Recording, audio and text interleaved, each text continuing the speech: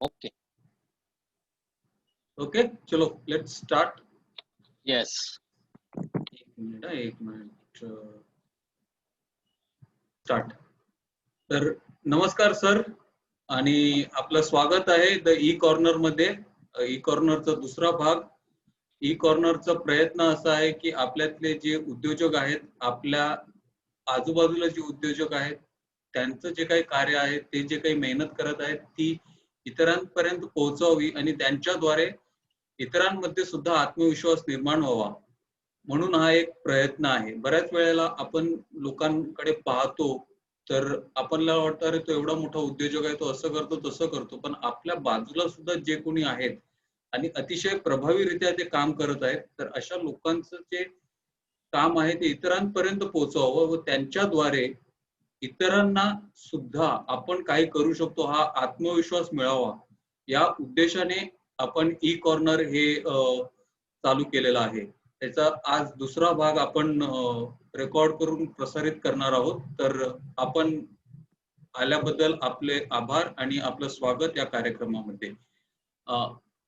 आपण सुरुवात करूया आपल्या कामाबद्दल, म्हणजे आपल्याबद्दल थोडी माहिती सांगा की आपण काय करता आणि कशी सुरुवात झाली, त्याच्याबद्दल थोडीशी माहिती द्या.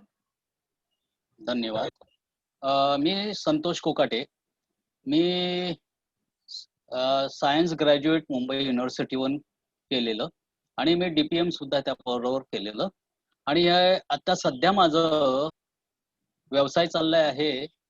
माझी स्वतःची कंपनी आहे life loss insurance and investment. म्हणजे माझा इन्शुरन्स आणि इन्व्हेस्टमेंट मधला हा व्यवसाय आहे. माझं LIC of India, star health, तसंच बजाज अलायन्स आणि रेलिगर पूर्वीची, आणि आता केअर हेल्थ इन्शुरन्स कंपनीशी माझं असोसिएशन आहे आणि त्या माध्यमातून मी लोकांना माझी सर्व्हिसेस देतो. आपण हा व्यवसाय सुरू करण्या अगोदर मला वाटतं आपण नोकरी करायचा, तर मग नोकरीतून व्यवसायाकडे यावं असं का वाटलं, की असं, आणि एक मोठी जोखीम पत्करली असेल, गॅरंटीड नोकरी ते व्यवसाय करताना बऱ्याचशा गोष्टी आपल्या मनाप्रमाणे होतील नाही होतील, तर तो प्रवास कसा घडला? चांगला प्रश्न अँथोनी सर तुम्ही विचारला. सर्वात महत्वाचं हल्ली आपण बघतो प्रत्येकाचं जे विचार असतो की नोकरी म्हणजे एक चाकोरीबद्ध आपण जीवन जगत असतो. मी सुद्धा सुरुवातीच्या काळामध्ये असंच चाकोरीबद्ध जीवन म्हणजे नोकरीचं जीवन मी जगलो. पण मी काही वर्ष मी मार्केटिंग फील्डमध्ये काम केल्यानंतर मला असं जाणवलं की आपल्याकडे बऱ्याचशा गोष्टी आहेत, पण आपल्या त्या योग्य पद्धतीने वापरल्या जात नाहीत किंवा त्याला काहीतरी मर्यादा आहेत. मग मी तोच विचार करून या व्यवसायामध्ये उडी मारली याचा अर्थ खरोखर अक्षरशः उडी मारली मी. म्हणजे मी माझा जॉब पूर्णपणे क्विट केला आणि या व्यवसायामध्ये उतरलो. तेव्हा काही दडपण जाणवलं का, की कसं होईल, काय होईल, घरातल्यांचं प्रतिसाद अ, कसा होता? सुरुवातीला जेव्हा आपण विचार करतो ना कुठलाही नवीन विचार, त्यावेळेला ना असुरक्षितता जी भावना असते ती मोठ्या प्रमाणात असते. पण तुम्ही जेव्हा स्वतःवर विश्वास ठेवता आणि तुम्हाला माहित असतं मी काहीही करू शकेन, तो आत्मविश्वास जो असतो ना त्या विचाराला पुढे येतो. आणि सुरुवातीला माझे जे काही असे विचार होते असुरक्षिततेचे, म्हणजे माझं काय होईल पुढे, काय होईल, तर तो विचार काही काळानंतर निघून गेला. कारण मी माझ्या फॅमिलीशी डिस्कस केलं, माझ्या स्पाऊसशी डिस्कस केलं आणि आम्ही एकत्रितरित्या हा विचार नक्की केला की हा व्यवसाय करायचा.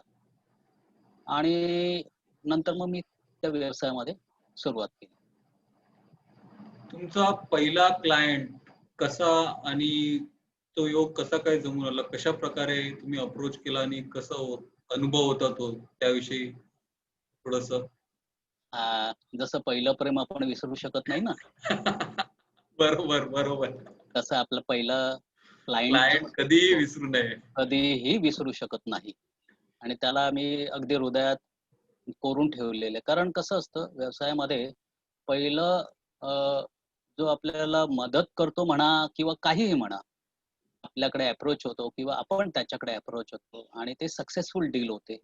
ती कायम स्मरणात ठेवलेली आहे.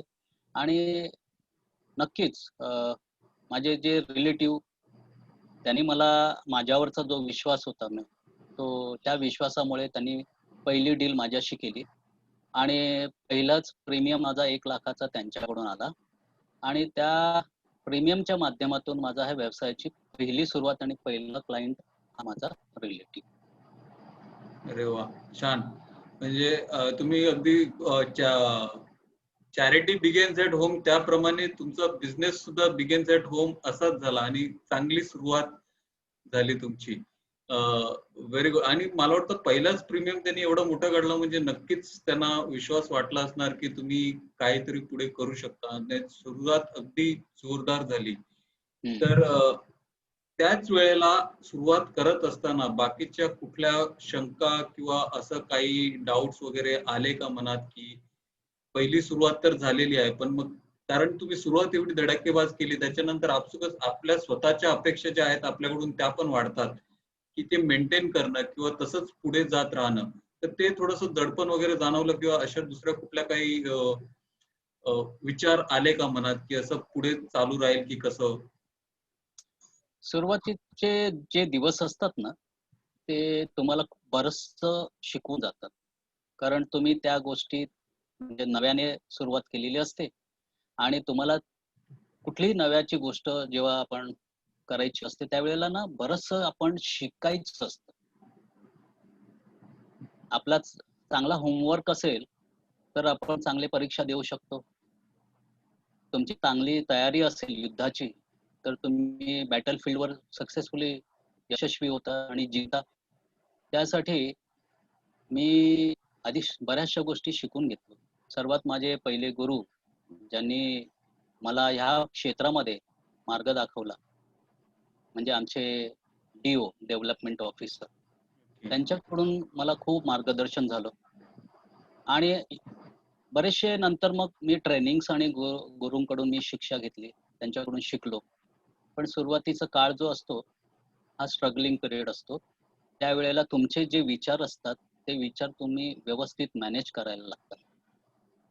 बरेचसे अपयश म्हणा किंवा काही अ, अ, पुढच्या भविष्याचे विचार तुमच्या मनात येतात आणि काय होईल या प्रश्नांची उत्तरं तुम्हाला सतावतात. त्यावेळेला तुम्हाला तुमचं विचार आणि तुमचं मन हे तुम्हाला मॅनेज करायला लागतं. बऱ्याचशा गोष्टी तुम्ही पॉझिटिव्हली तुमच्यामध्ये बऱ्याचशा गोष्टी आणाव्या लागतात.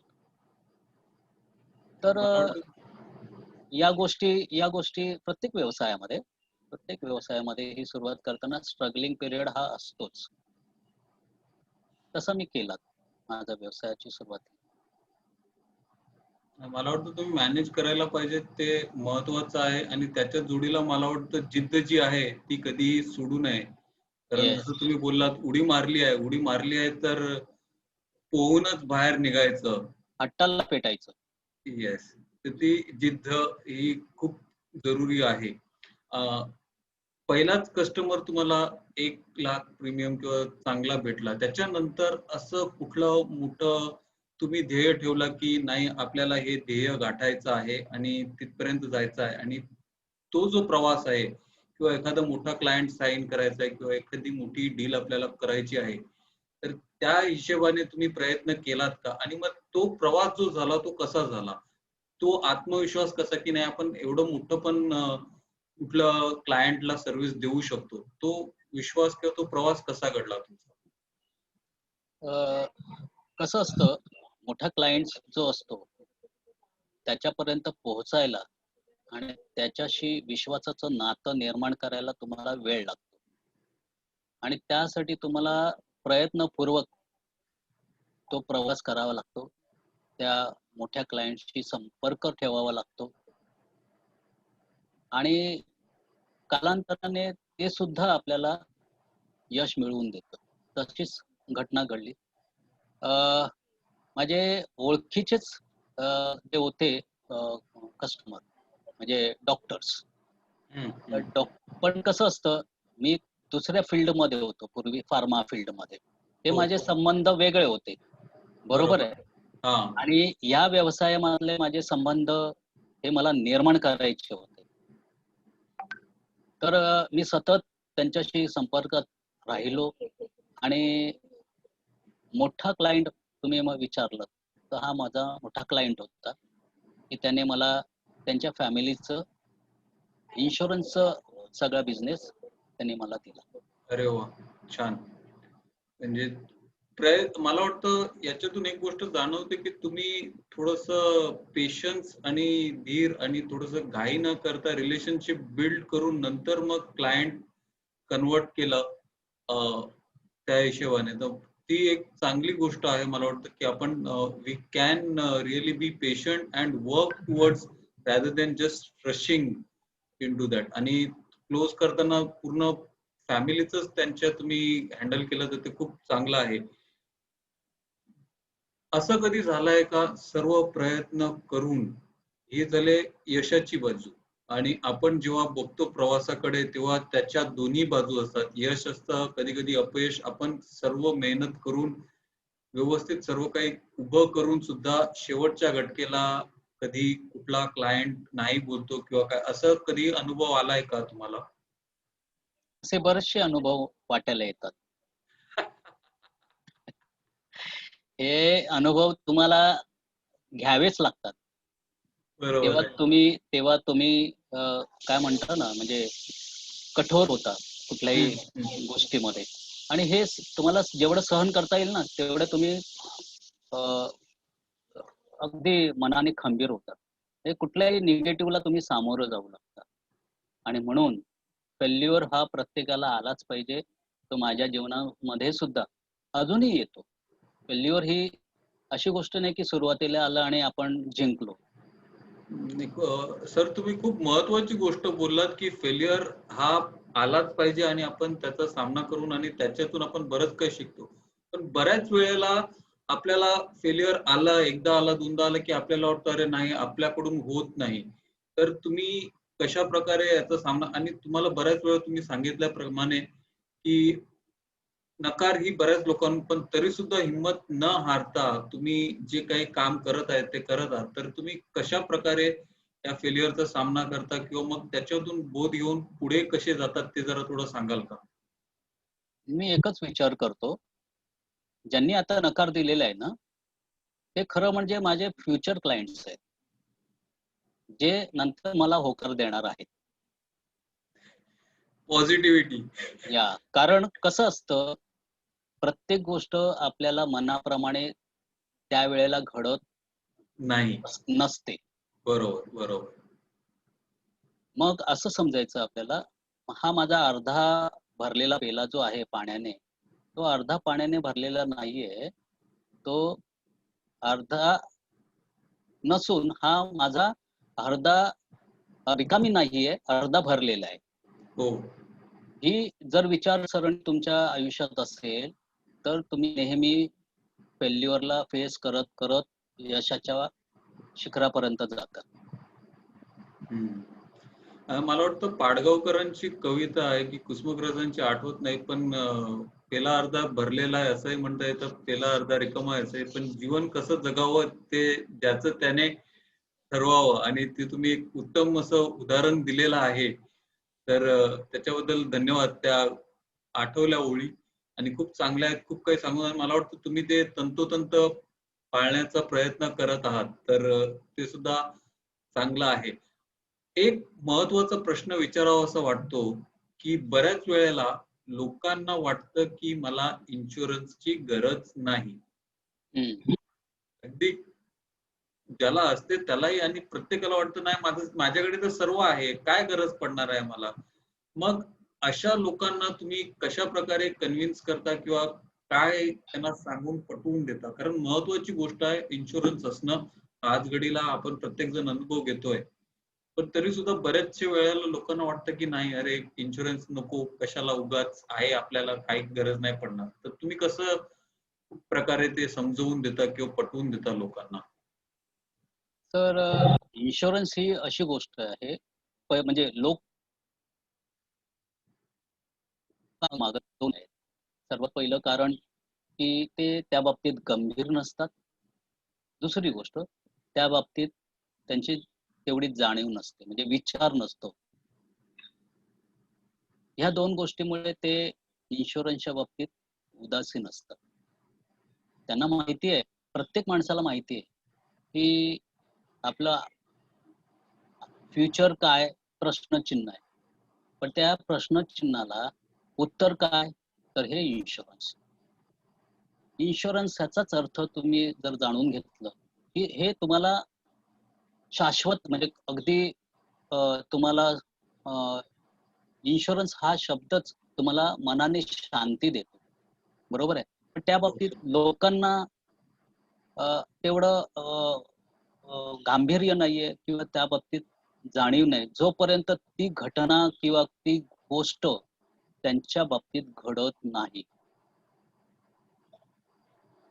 तर तर ह्या बाबतीत जर तुम्ही विचार केलात, इन्शुरन्स हा म्हणून तर आपल्या इंडियामध्ये फक्त इंडियामध्येच नाही, तर जवळपास प्रत्येक देशामध्ये जगातल्या प्रत्येक देशामध्ये इन्शुरन्ससाठी बराच मोठा भाग अजून अव्याप्त आहे. अजूनही अनकव्हर्ड आहे. हो हो.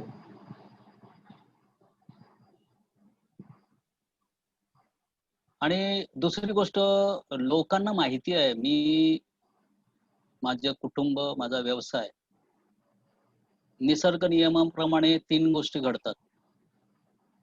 निर्मिती, ती गोष्ट लाईफ आणि नंतर मृत्यू म्हणजे लय. हम्म.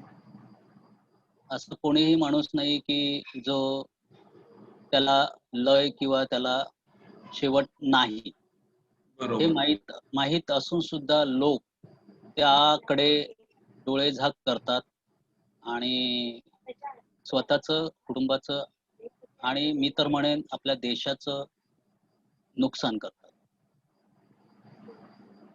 हे कारण सांगण्यामागे माझं एकच कारण, देशाचं का? कारण जेव्हा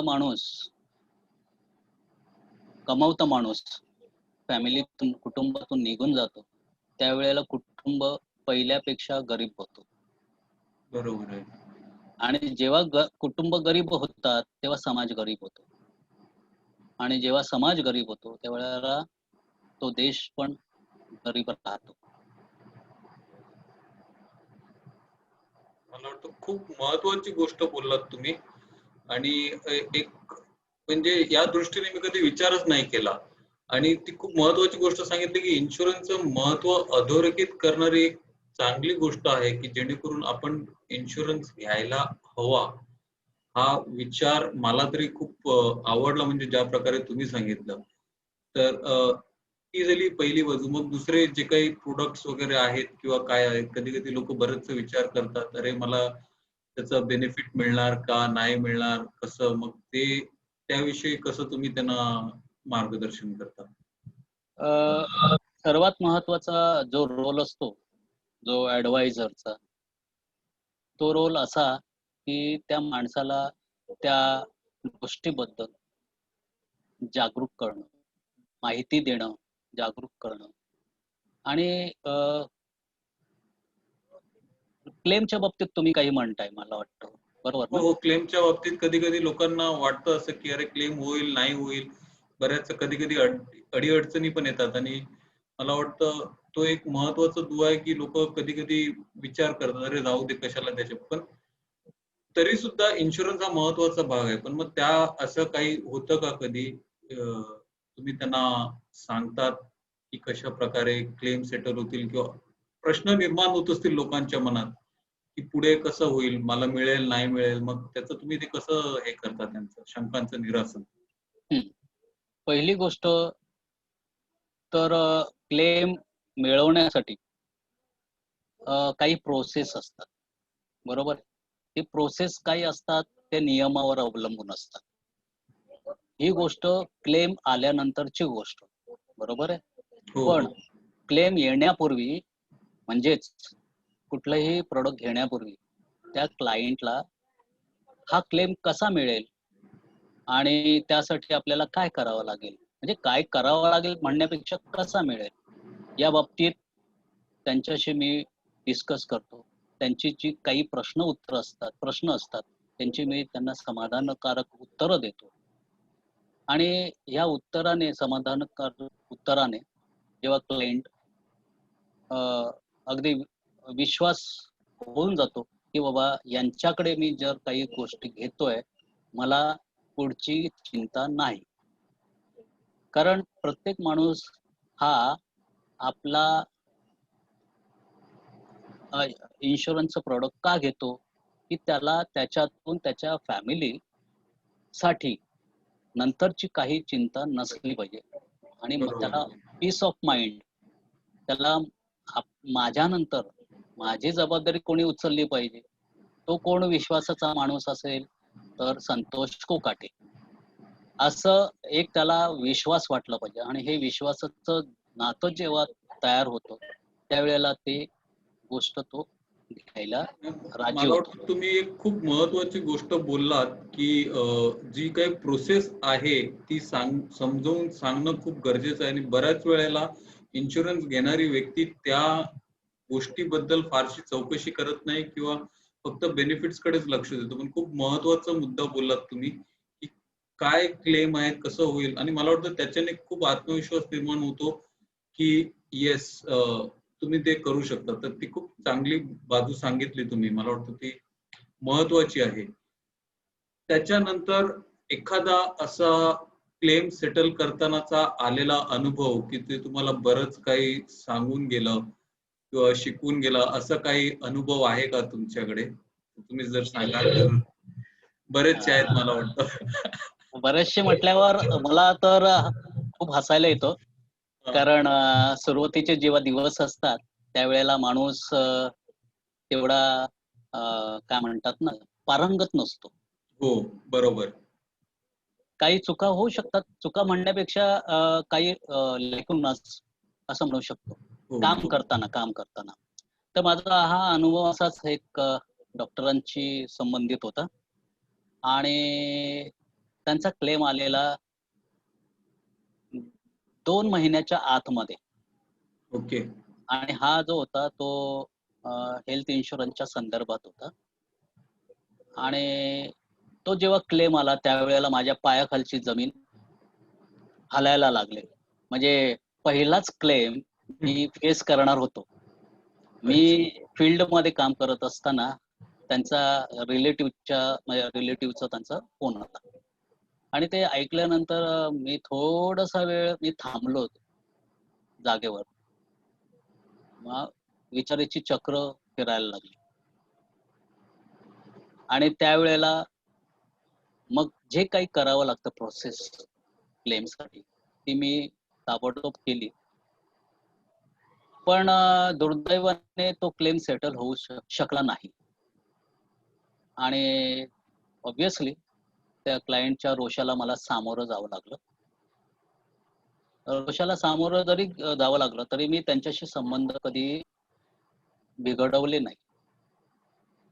मी का हा सेटल झाला नाही, कारण काय याचं मी त्यांना स्पष्टीकरण दिलं, कारण दिलं. कारण कसं असतं आपलं हेल्थ इन्शुरन्समध्ये क्लेम मिळवताना बरेचसे असे नियम असतात. हेल्थ रिलेटेड काही हिस्ट्रीज असतात. ते तुम्हाला डिस्क्लोज करावे लागतात. पण त्यावेळेला त्यांनी काही डिस्क्लोज केलेलं नव्हतं and that was one of the reason. आणि हे लक्षात आल्यानंतर मी सुद्धा काही गोष्टी आवर्जून नंतर करायला लागलो. प्रत्येक गोष्ट ही पेपर समोर ठेवून त्यांच्याशी प्रश्नाच्या रूपामध्ये विचारायला लागलो. भले त्यांना थोडंसं अवघडल्यासारखं होईल, चांगलं वाटत नाही काही काही प्रश्नांची उत्तरं देताना किंवा नाहीतर मी काय करतो, तो पेपर त्यांच्या समोर देतो आणि त्यांना सांगतो यावर तुम्ही स्वतः येस नो जे काय असेल ते लिहा. त्याने काय माझं काम नंतर सोपं व्हायला लागलं. मी एक गोष्ट शिकलो त्यातून, की बऱ्याचशा गोष्टी असतात, की ज्या समोरून आपल्याला विचारायच्या असतात, जे मी त्यावेळेला कदाचित विचारल्या नाहीत. मी फक्त एकच विचारलं, जे एक काय म्हणतात ना, प्रत्येक प्रश्नाचं एक उत्तर, त्याप्रमाणे. बरोबर. तर त्यातून मग ह्या फेल्युअरमधून, या अ, गोष्टीतून मी बाहेर पडलो. त्यामध्ये त्यांचं नुकसान असं काही झालं नाही, पण मी बरंच काही शिकलो. खूप महत्वाचं शिकलं. मला वाटतं ते उपयोगी पडतं. इन्शुरन्सचे बरेचसे क्लेम जे काही सेटल होत नाहीत, मला वाटतं तुम्ही अग्री कराल, की डिस्क्लोजर नसतं, हा एक महत्वाचा कारण आहे आणि ते तुम्ही अगोदरच त्याची माहिती करून घ्यायला सुरुवात केलीत, तर हे एक अजून एक महत्वाचा मुद्दा.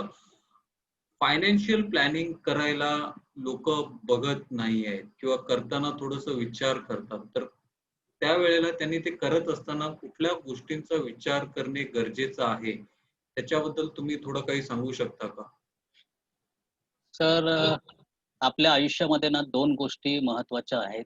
अ, की खूप इम्पोर्टंट रोल प्ले करतात. त्यामध्ये सर्वात पहिला टुडे आणि दुसरं फ्युचर. कारण आपण पास्टमध्ये राहणं चांगलं नसतं आणि पास्ट आपल्याला काही फायदेशीर नसतं. फायदेशीर नाही. बरोबर. एक जास्त करून 80% तुम्ही टुडेमध्ये असता किंवा 100% तुम्ही टुडेमध्ये असावं लागतं. पण फ्युचरवर सुद्धा आपलं लक्ष असलं पाहिजे. कारण तो फ्युचर आपल्याला जगायचा असतो पुढे. बरोबर आहे. आणि आयुष्य जगत असताना, व्यवसाय करत असताना तुम्हाला पैसा हा लागतोच. असं म्हणतात, पैसा खुदा नहीं लेकिन खुदा से कम नहीं.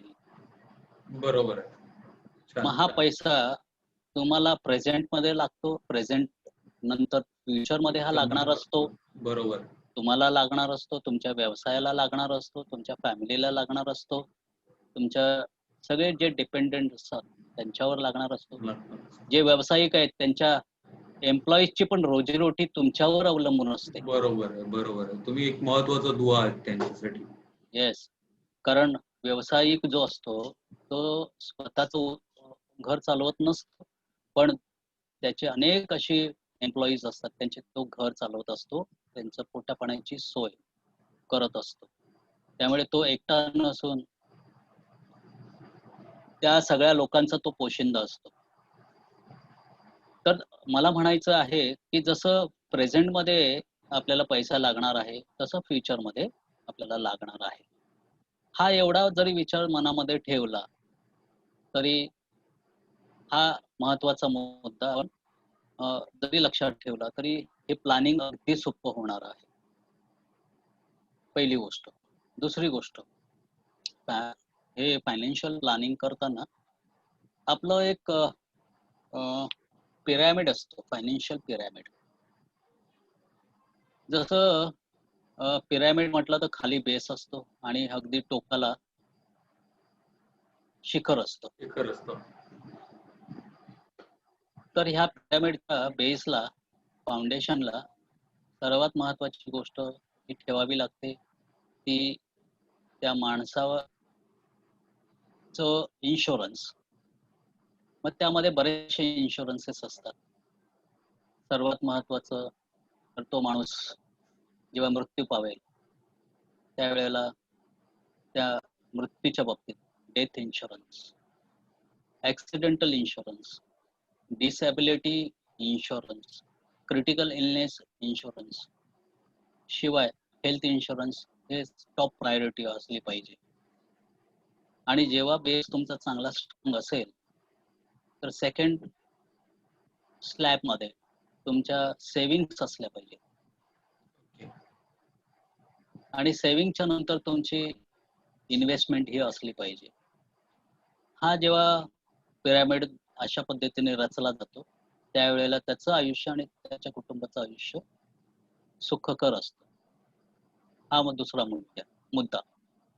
तिसरा मुद्दा, की प्रत्येक माणसाने ना आयुष्यात फायनान्शियल प्लॅनिंग करताना 3 गोष्टी लक्षात ठेवायला लागतात. एक शॉर्ट टर्म प्लॅनिंग पाहिजे, दुसरं मिड टर्म प्लॅनिंग हवं आणि तिसरं हे लॉंग टर्म प्लॅनिंग पाहिजे. शॉर्ट टर्म मध्ये तुम्हाला आता बघायला मिळतच आहे, कोविडमुळे कोविडमुळे लोकांनी बऱ्याच लोकांना खूप त्रास आणि वाताहत पण झालेली आहे त्यांची.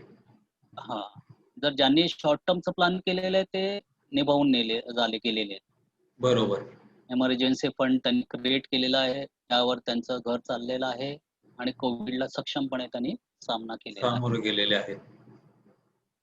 त्याचप्रमाणे तुम्ही मिड टर्मचं प्लॅनिंग हमखास करायला हवं आणि लॉंग टर्मचं तर 100% पाहिजेच पाहिजे.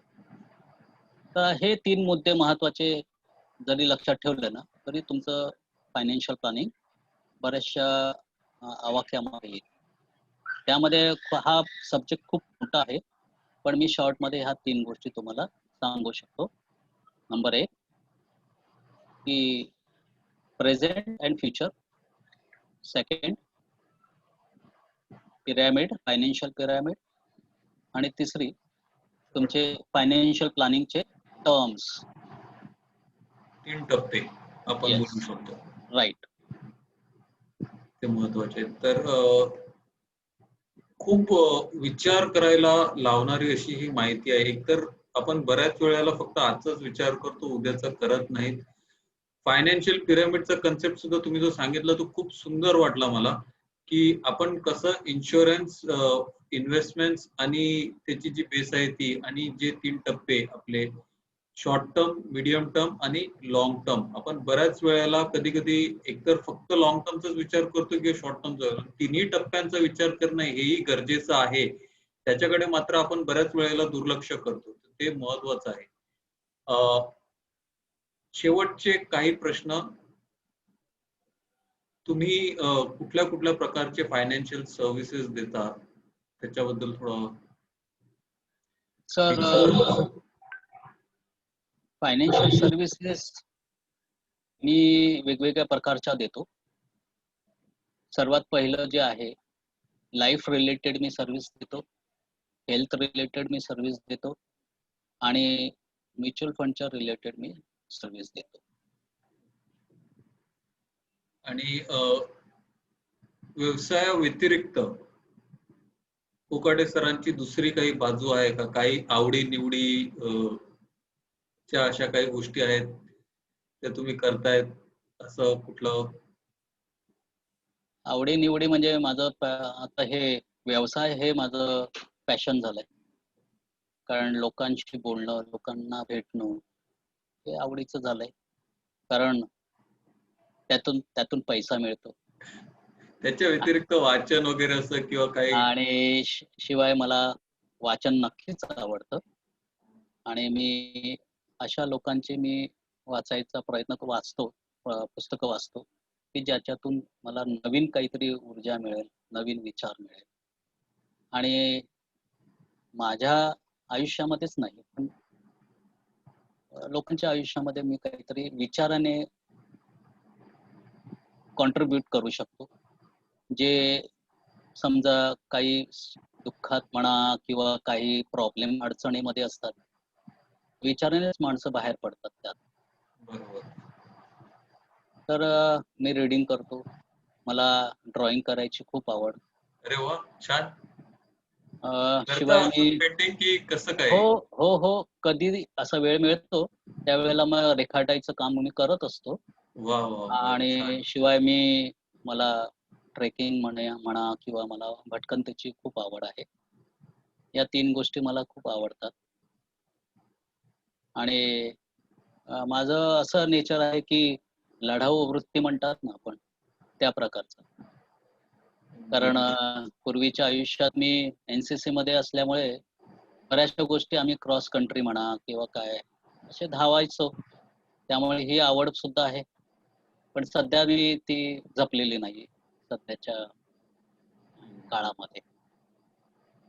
पण ते चांगलं आहे, म्हणजे एक विविधांगी गोष्टी आहेत. खूप छान. वाचन करता, पेंटिंग करता, ट्रेकिंग करता. आणि खूप एक नवा दृष्टिकोन आहे. तिन्ही गोष्टींनी ऍक्च्युली एक जीवनाकडे बघण्याची आपल्याला एक नवी दृष्टी मिळते. एक different perspective is what we get through this things. So very good and very happy to know that you are practicing those things as well. Santosh sir, आपण वेळ काढून या भागासाठी वेळ दिलात, आपले विचार मांडलेत, आपले अनुभव मांडलेत, शेअर केले, त्याच्याबद्दल धन्यवाद. खूप खूप आभारी आहे आपला. आणि आपल्या या पुढील वाटचालीसाठी आपल्याला ई कॉर्नर कडून खूप खूप शुभेच्छा. आपल्याला असंच यश लाभत राहू, आपण नवीन नवीन शिखरे सर करा, हीच आमची शुभेच्छा. धन्यवाद. Thank you very much for being a part of this. धन्यवाद.